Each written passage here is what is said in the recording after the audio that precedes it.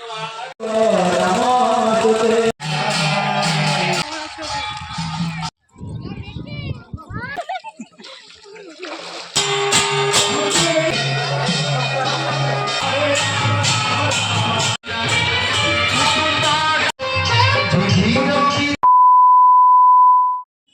Everyone, Hare Krishna, welcome back to Pragya diaries. तो यहीटा हूँ आम गाँ श्री राधामाधव जीव मंदिर पंचम वार्षिक उत्सवर ब्लॉग। हाँ, ब्लॉग अपलोड करियारे मु टिके लेट कर देछि, बट इट्स ओके। तो सकाळु सकाळु हमर एठी कलश यात्रा आरंभ हो जाइतिला।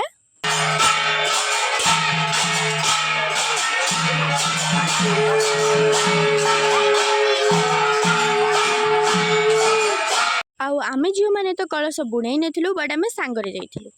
ओहो, जो खरा होतुला से दिन, बट आमे बहुत एंजॉय करछु। आउ आम माने समस्ते नई आड़ू जाउथिलु कलश बुड़ाया पई। तापर समस्ते जाइकी नई पाखरे पहुंची जाइथिलु। आउ नईर व्यू किछि एमिति थिला।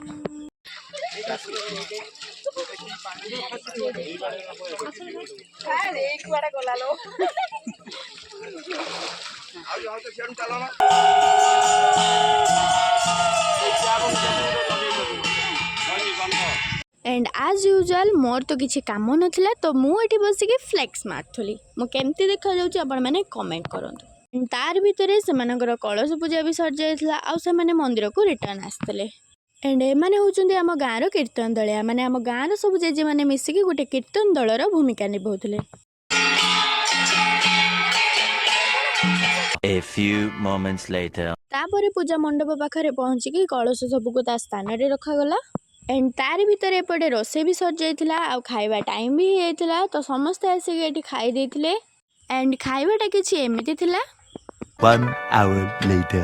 आउ तापरे 4टा बेले जो वर्षा आपण माने निजे ही देखंतु।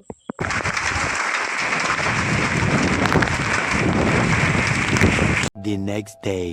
देन तापर दिन सकाळु पुणी हमर एठी रोसे स्टार्ट हो जाइथिला, कारण हमर से दिन ही मेन पूजा थिला, माने पूर्णाहुति थिला। एंड जो माने सब कलश बुड़ेइथिले से माने सकाळु आसिक एठी सूर्यंकर पूजा करथिले। आउ एठी देखंतु हम राधामाधव मंदिर को केते सुंदर से सजा हेतिला से दिन। तापर हम राधामाधव जीव को पूजा स्थल को आना जाइथिला।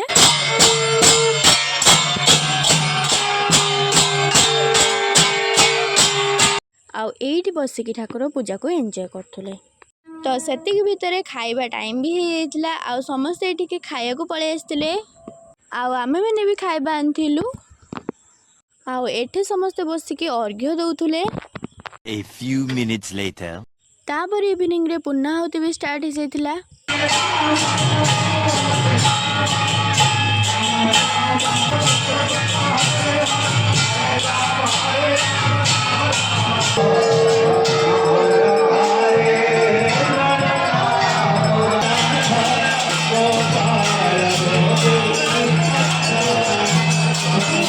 आरती सरला परे राधामाधव को नेकी तांको सिंहासन रे विराजमान करैथिले।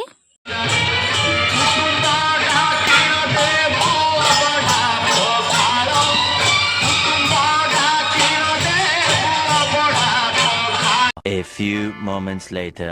तापर जो माने कलश बुड़ेइथिले से माने नेकी तांको कलश को विसर्जन देइथिले। देन हम गाँ रे मेलोडी प्रोग्राम स्टार्ट हिथिला।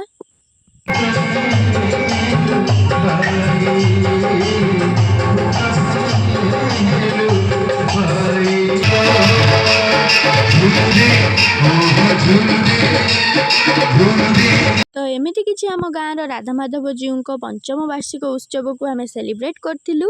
वीडियोटी भल लागिथिले लाइक शेयर एंड सब्सक्राइब करदेबे। रहउची पुणी देखा नेक्स्ट ब्लॉग रे।